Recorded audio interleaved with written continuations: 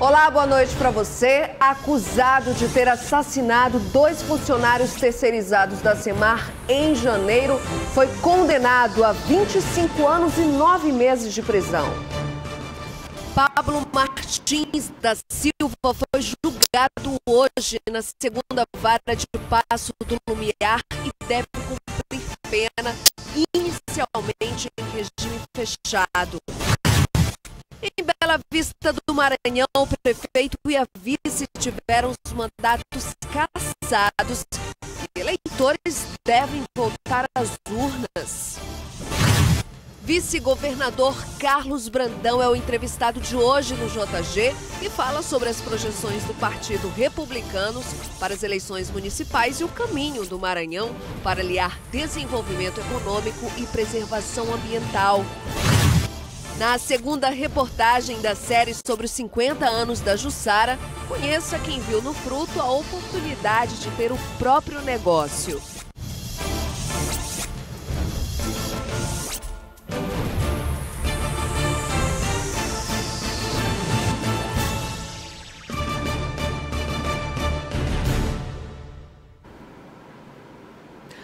Pablo Martins da Silva foi condenado a 25 anos e 9 meses de prisão em regime fechado. Ele é acusado do assassinato de 2 funcionários da Semar. O crime foi em janeiro.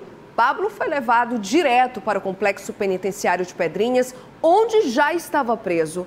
O julgamento começou hoje pela manhã e a sentença saiu por volta de 5h30 da tarde na segunda vara de Passo do Lumiar, município da região metropolitana de São Luís. 5 testemunhas foram convocadas para prestar depoimento. O primeiro a ser ouvido foi o irmão de Pablo Martins Silva, de 17 anos.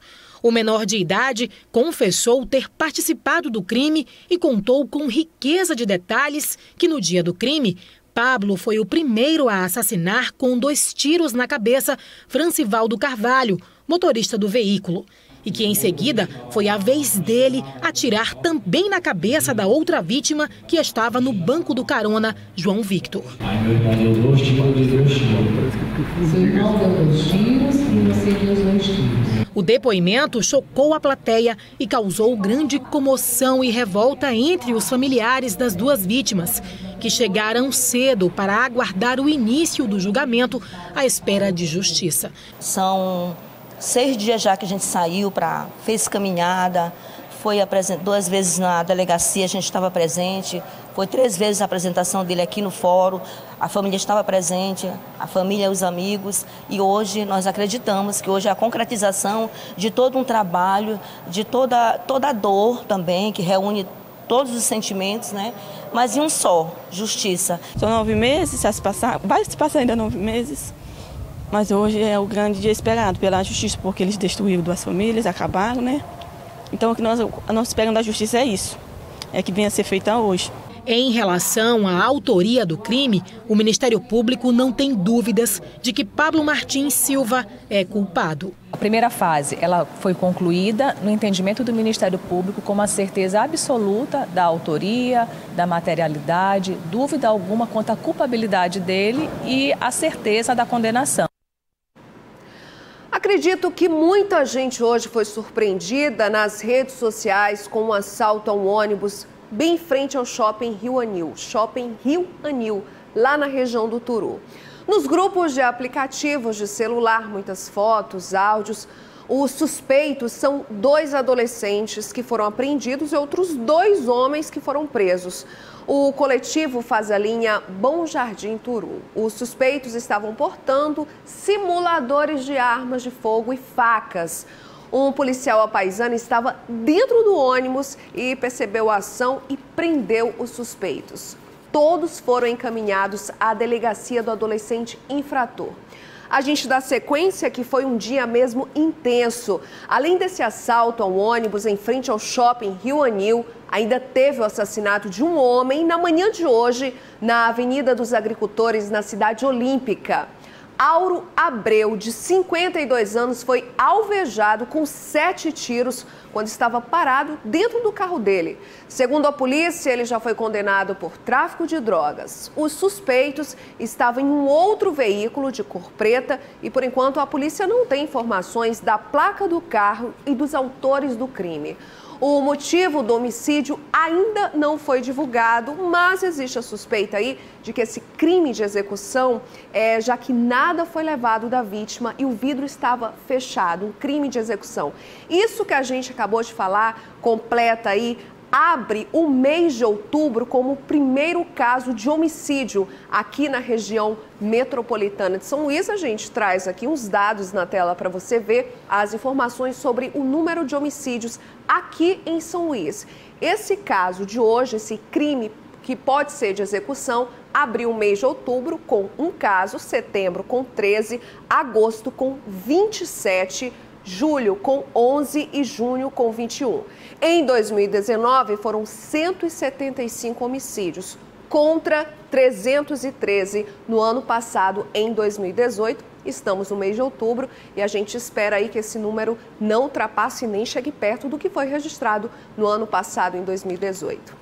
Mudando de assunto, mas ainda falando sobre crimes, o maranhense Afonso Rodrigues Júnior, estudante de medicina na Bolívia, foi envenenado por um colega de um curso, também maranhense, identificado como Félix. Segundo a família da vítima, Félix devia R$10 mil para Afonso e por isso teria dado para ele um copo de açaí com veneno de rato. Isso mesmo. Os dois estudantes tomaram o fruto e seguem internados no hospital de Cochabamba, correndo risco de morte. A gente segue para o intervalo e volta já com uma entrevista ao vivo aqui no nosso estúdio com o vice-governador do Maranhão, Carlos Brandão. Eu volto já, continue aqui com a gente.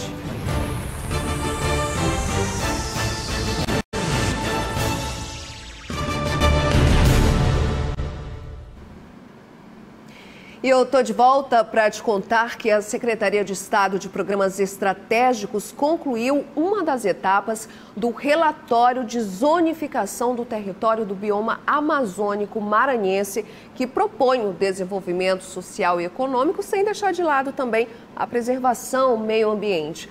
Assunto para conversar aqui no estúdio com o vice-governador do Maranhão, Carlos Brandão, que também é muito atuante em projetos aí que fala de desenvolvimento socioeconômico, de preservação ambiental. Bom, sobre esse relatório do zoneamento ecológico do Maranhão, porque como nós estávamos conversando aqui no intervalo, são vários biomas, né, aqui no nosso estado, que é bastante diverso.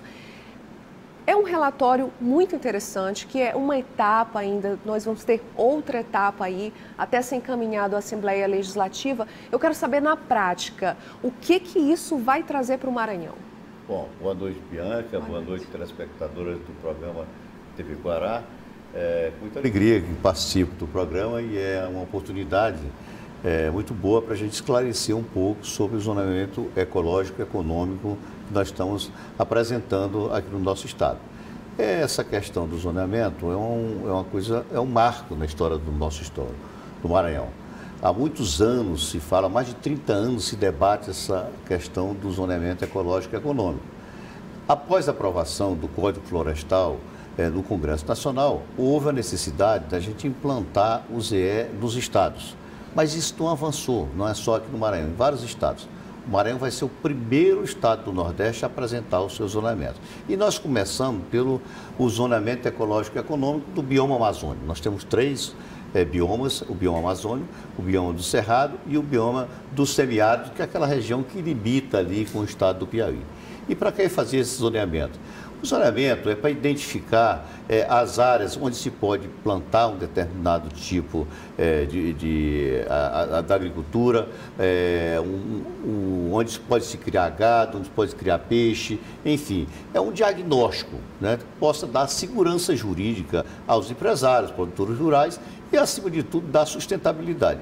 O que a gente vive no estado do Maranhão hoje é uma insegurança jurídica muito grande, inclusive uma grande dificuldade para os produtores conseguirem financiamento junto aos bancos, porque não tem um zoneamento definido. Então a gente precisava avançar, o secretário Luiz Fernando fez essa coordenação desse trabalho, em parceria com os pesquisadores da UEMA, com a Embrapa, com o INVESC, e avançou bastante. Uma coisa que a gente há 20, 30 anos não conseguia fazer, foi feita em 9 meses. Portanto, acho que demos um grande passo e agora vamos fazer as audiências públicas nos municípios para ouvir a população, apresentando o trabalho que a gente concluiu e depois vamos encaminhar o projeto para a Assembleia. A gente vê aí essa proposta de um desenvolvimento social e econômico, ao mesmo tempo que a gente vê também a questão da preocupação ambiental. Existe algum diálogo com o governo federal com relação a essas ações aqui no Estado? É claro, a gente tem tido um diálogo institucional com o governo federal. Recentemente, o governador Flávio Dino participou de uma reunião com o presidente Bolsonaro e os governadores da Amazônia Legal para discutir essa questão ambiental. Você sabe que essa questão tomou uma discussão, tornou-se uma discussão internacional, né? Ela ultrapassou o Brasil, principalmente por conta das queimadas. E aí houve vários debates, houve desdobramento com as reuniões de governadores em Belém, com 11 ministros. Aí, nesse desdobramento, eu já passei a conduzir esse processo. Depois tivemos uma outra reunião em Brasília com os embaixadores da Noruega, do Reino Unido, da Alemanha e com o embaixador da França, que são grandes financiadores desses projetos, principalmente da Noruega, que financia o Fundo Amazônia. Debatemos, apresentamos nossas propostas e, ao final, tivemos uma outra discussão com o ministro do Meio Ambiente, Ricardo Salles, apresentando essa discussão. Cada governador apresentou suas propostas e ele definiu algumas regras para que a gente pudesse receber alguns recursos. E nós tínhamos 2 fontes de recursos para o combate aos incêndios, para a elaboração do ZE, você vê a importância do ZE, e para a regularização fundiária. Nessas discussões ficou definido que o primeiro fundo, que era o fundo da Petrobras, oriundo de recursos adquiridos da Lava Jato, cerca de 1 bilhão e 60 milhões, seria dividido. Uma parte ficaria com o governo federal, 630 milhões, e outra parte ficaria com os estados, 430 milhões, para que a gente pudesse fazer o combate aos incêndios, as preservações ambientais, naturalmente, preservando as comunidades tradicionais, que são os indígenas, quilombolas, dando condições para que eles tenham sustentabilidade. E foi definido na primeira reunião que uma parte desse recurso, a metade dos recursos que cabem aos estados, 215 milhões, seria dividido de forma igualitária entre os 9 estados da Amazônia Legal. Então, nós devemos receber, igual aos outros estados, nessa primeira parte, 24 milhões de reais, que nós vamos encaminhar os projetos para ser desenvolvido dessa forma que eu estou colocando. O senhor acabou de falar aí de comunidades, eu gostaria de puxar o assunto que pode ser votado a qualquer momento lá na Câmara Federal, o acordo de salvaguarda tecnológica entre o Brasil e os Estados Unidos. Eu lembro quando o ministro Marcos Pontes esteve aqui no Maranhão fazendo uma visita em Alcântara, o senhor também fez esse acompanhamento junto ao governador Flávio Dino. Só que hoje a gente vê uma discussão lá na Câmara Federal com relação à situação dos quilombolas. A minha pergunta é, o senhor acha que deve ser logo seguida essa votação ou deve ser feita uma consulta prévia, seguindo a Convenção da Organização Internacional do Trabalho, uma consulta prévia a essas comunidades quilombolas, ou essa votação deve logo ser feita? Não, eu acho que primeiro a gente tem que fazer o que foi acordado. O que nós acordamos com o Ministério da Ciência e Tecnologia foi que a gente faria uma viagem à Guiana para ver a experiência que aconteceu lá na Guiana Francesa.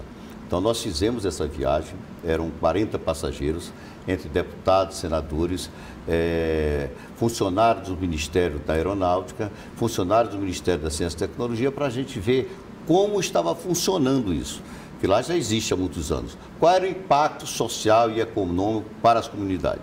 Por quê? Porque esses deputados e senadores foram eles que vão votar no Congresso Nacional. E aí, depois, a gente acertou em fazer audiências públicas. Fizemos uma audiência pública aqui em São Luís, com as comunidades de Alcântara. Fizemos outra audiência aqui com a presença do ministro Marcos Pontes, com a sociedade civil organizada. E a gente entendeu que o momento agora é de votar no Congresso Nacional.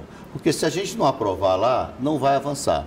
Então, na sequência, nós vamos fazer uma outra viagem à Guiana Francesa para levar as comunidades tradicionais e conhecer o projeto, porque o primeiro momento eram os deputados e senadores. Agora nós vamos ter um outro momento onde vamos levar o prefeito. Então deve ser feita logo essa votação antes de se fazer uma consulta prévia. Porque se não for aprovado no Congresso, não tem base de Alcântara. A gente precisa primeiro resolver essa questão burocrática e depois debater. É lógico que se não tiver acordo, não vai acontecer.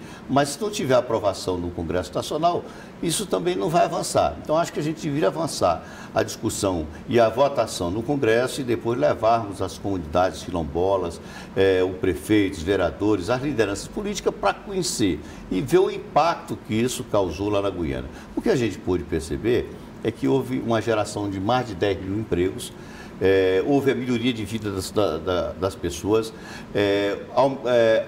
melhorou bastante a qualidade de vida.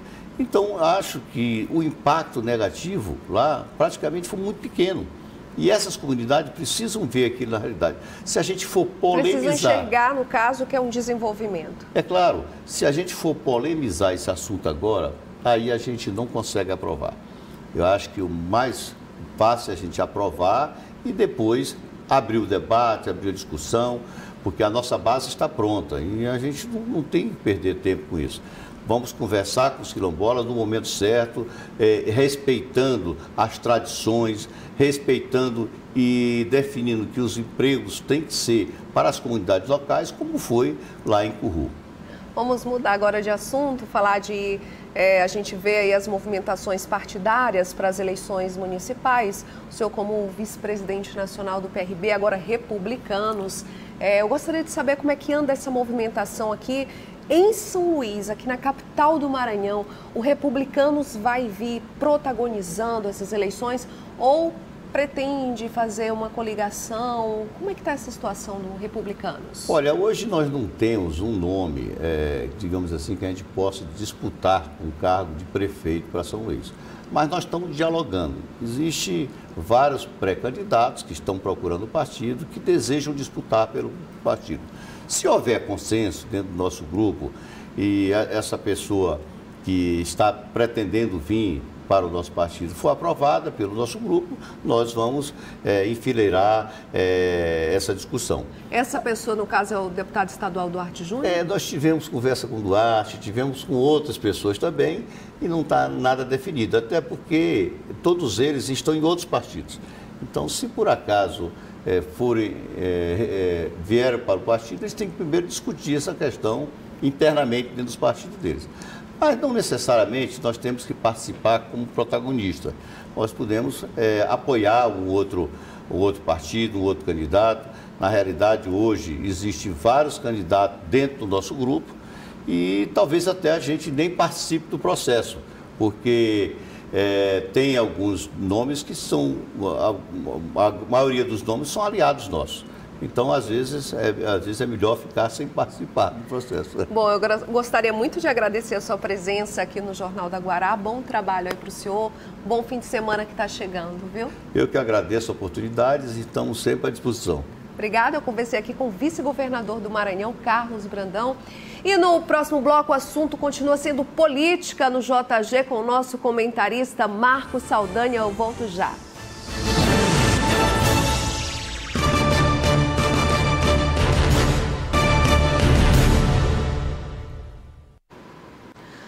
A gente mostrou aqui no JG que os deputados Adriano Sarney e Iglesio confirmaram, sim, que são pré-candidatos a prefeito de São Luís.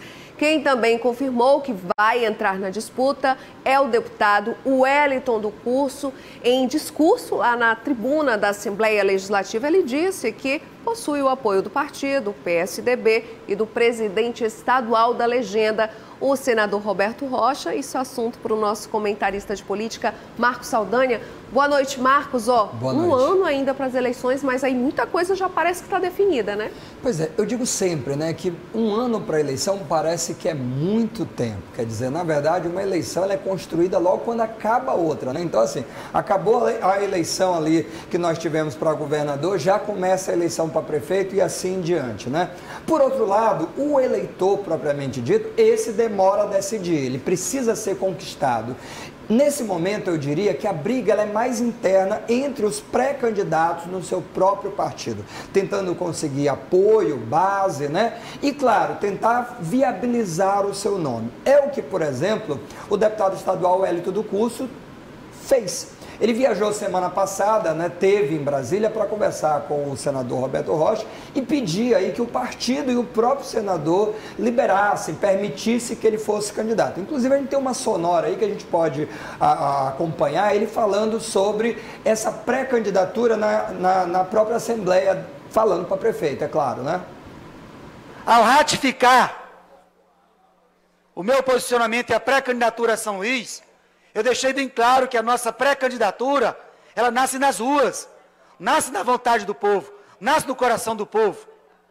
É a vontade de professores, é a vontade de policiais militares, é a vontade de quem faz concurso público, dos concurseiros, é a vontade dos feirantes, é a vontade das pessoas mais simples da nossa cidade. E é por eles que nós somos pré-candidato a prefeito de São Luís. E me perguntaram sobre a situação no PSDB, o partido do qual eu sou filiado, e eu também destaquei que serei candidato sim pelo PSDB. Eu tenho as garantias e a segurança do PSDB. Sou pré-candidato pelo PSDB, não só pelo partido, não só pelo presidente estadual, mas também pelo presidente nacional. O PSDB vai ter candidaturas em todas as capitais e nas principais cidades do estado, a exemplo do estado do Maranhão. Então está afirmado que ele tem o partido, essa era a grande dúvida, né? Já que ele afirmava que seria de fato pré-candidato, se ele teria que deixar o partido ou não. Bom, ele não vai ter uma vida muito fácil. A gente sabe que na última eleição para prefeito ele teve aí um início muito bom e depois foi o que a gente chama, aí foi sendo ali resfriado, foi esfriando e perdeu aí bastante popularidade. O candidato ele sempre tem que ter volume e essa eleição que nós teremos ano que vem, indiscutivelmente ela vai ser muito mais difícil e muito mais disputada do que a eleição que ele participou anteriormente. O nível é muito alto e a concorrência é muito grande e a gente vê isso já agora, já nesse momento em que os partidos tentam se viabilizar. Bom, outra dúvida que tem é justamente do doutor Iglesio, ele é deputado estadual, tanto o Hélito quanto o Iglesio não perdem nada entrando na disputa, ou seja, caso não se viabilizem prefeitos, eles continuam com o mandato dele. Então, o deputado Iglesio, que não teve aí o PDT para poder sair candidato, já procura outra legenda, já tem conversado com outros partidos e talvez se encaixe definitivamente no Solidariedade, é uma grande possibilidade, já que no PDT o Osmar Filho não abre mão de ser candidato e assim mesmo o partido deve caminhar. No máximo, o que eu acredito que o PDT possa fazer é que o Osmar Filho se transforme num vice do Neto Evangelista ou vice-versa. O Neto vire um vice do Osmar Filho numa aliança muito forte aí DEM PDT. Mas isso é uma coisa ainda lá para frente. E Marcos, e a situação do PCdoB? Porque nós temos Duarte Júnior, aí um possível pré-candidato, Rubens Pereira Júnior. Como é que você vê isso no PCdoB?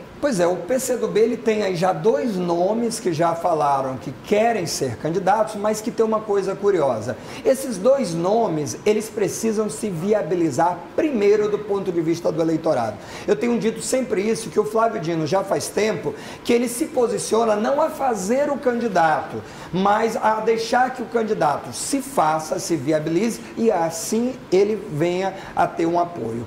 E é pouco provável que esse apoio nessa eleição ele seja declarado de forma precipitada, porque o grupo do Flávio, ele tem vários nomes que não são só do PCdoB, o Osmar Filho, por exemplo, o próprio Neto Evangelista. Então, como uma eleição muito acirrada, o Flávio provavelmente, o próprio Carlos Brandão, não deve interferir já de forma primária. O próprio Carlos Brandão disse ainda há pouco que ele só vai apoiar diretamente um candidato se ele for do PRB. PRB. Se o PRB vier a ter um candidato na chapa majoritária, sendo o vice ou sendo candidato a prefeito, a tendência é ficar um pouco mais afastado. Claro que no caso de um segundo turno, contra o nome, por exemplo, como Braide, aí as forças todas vão se unir, isso é indiscutível. Mas vamos pensar numa possibilidade de um segundo turno entre dois candidatos do grupo do Flávio, é pouco provável que ele entre nessa disputa. E mesmo o Carlos Brandão, que pensa em ser governador, é o único cargo que ele pode disputar, ele não pode disputar para senador, nem para outro cargo, ele se assumiu o governo Flávio saindo para ser candidato, o Carlos Brandão só pode se candidatar a governador. Ou ele se candidata a governador, ou ele fica fora das eleições. Então ele não tem outro caminho. Então ele vai precisar ganhar volume nas capitais, por isso mesmo ele não vai entrar em bola dividida. Então ele não vai fazer isso dentro do próprio grupo dele, né? Então esse momento é o xadrez que todo mundo tenta se viabilizar. Mas eu ainda queria falar, Bianca, de um último nome, que é o Adriano Sarney. Particularmente, ninguém aqui faz exercício de futurologia, o Adriano Sarney tem aí tentado se viabilizar, mas eu honestamente acho pouco provável que o Adriano Sarney seja de fato o candidato do grupo Sarney. Por quê? Dois pontos. Primeiro, uma derrota do Adriano Sarney numa eleição para a prefeitura causa um desgaste absoluto ao grupo Sarney, porque o Adriano Sarney foi o único do grupo que se viabilizou deputado estadual, que se elegeu. Se agora ele disputa como uma prefeitura e não se eleger, o espólio fica praticamente comprometido até para ele tentar se reeleger deputado estadual.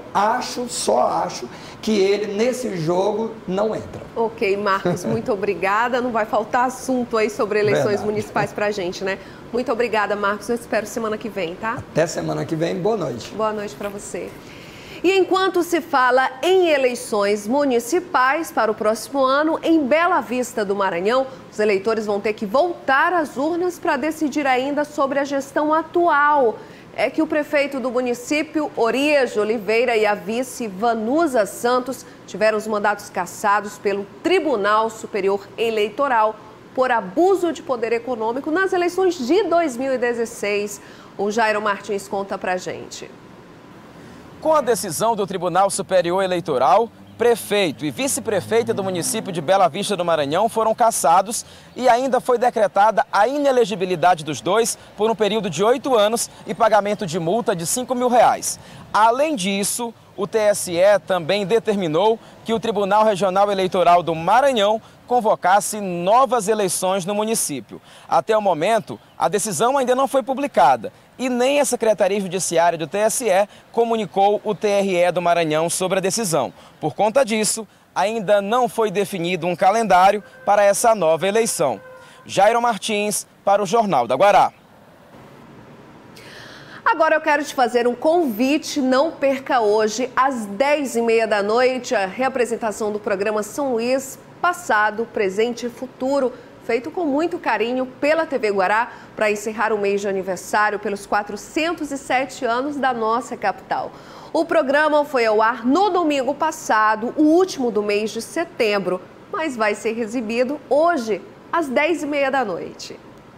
O governador Flávio Dino criou o programa Nosso Centro, que hoje a gente coordena, justamente para valorizar e revitalizar ainda mais o Centro Histórico de São Luís.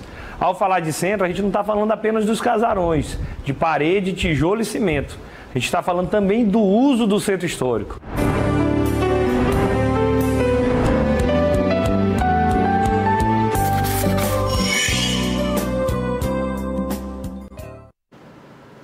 E na segunda reportagem da série sobre 50 anos da Festa da Jussara, logo depois do intervalo. Mas agora você fica com a Tábua de Marés.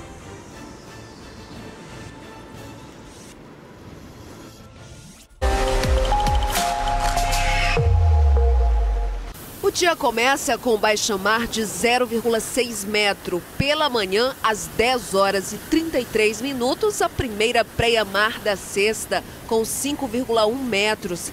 Mas no finalzinho da tarde, às 16h46, tem baixamar com 1,3 metro. E termina com praia-mar de 5,1 metros, às 10h45.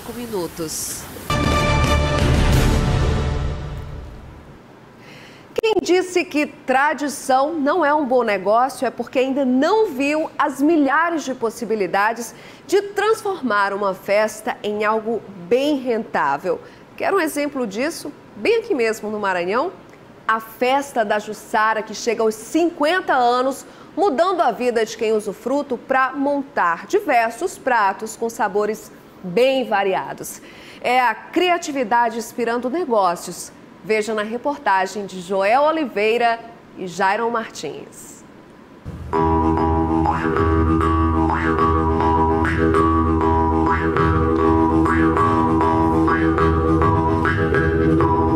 Em vários lugares alagados da cidade é possível ver vários pés de Jussara.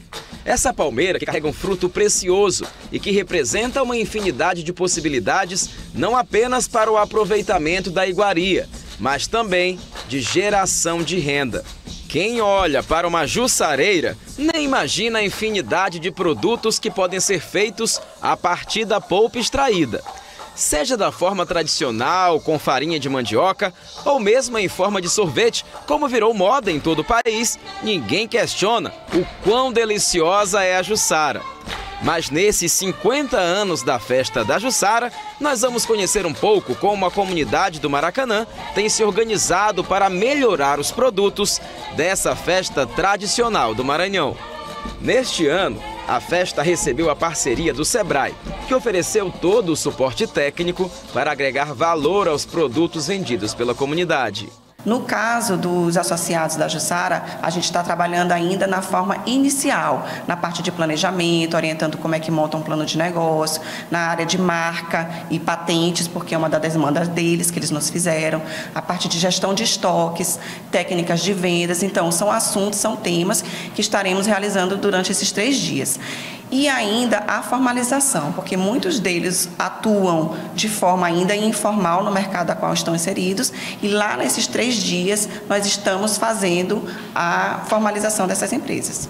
Entre tantos produtos derivados, este ano a grande novidade da festa é o pastel de Jussara com camarão. Tudo começa com a escolha do fruto, e o chefe de cozinha garante que a Jussara do Maracanã é a melhor. Ela tem uma consistência, ela tem uma qualidade superior ao que a gente encontra no mercado hoje aqui em São Luís do Maranhão. Então, como vocês perceberam no processo da receita, a consistência dela me dá essa facilidade na hora de fazer uma redução e preparar esse prato aqui, né? Misturar aqui a Jussara com o camarão, né? Para poder rechear o pastel. E se depender dos esforços da comunidade, o sucesso da edição de número 50 está garantido. Devido à preservação da matéria-prima, que é a nossa Jussara. Daí surgiu a ideia de fazer os derivados da Jussara, que é a cocada da Jussara, o pão da Jussara, o pastel de Jussara com camarão, o brigadeiro de Jussara. Então, assim, é uma maneira que a gente tem de trabalhar a matéria-prima com a festa da Jussara, gerar emprego e renda para a comunidade do Maracanã, mais uma forma de gerar emprego e renda. Então, nada melhor do que na festa de 50 anos, trazer isso para o público apreciar.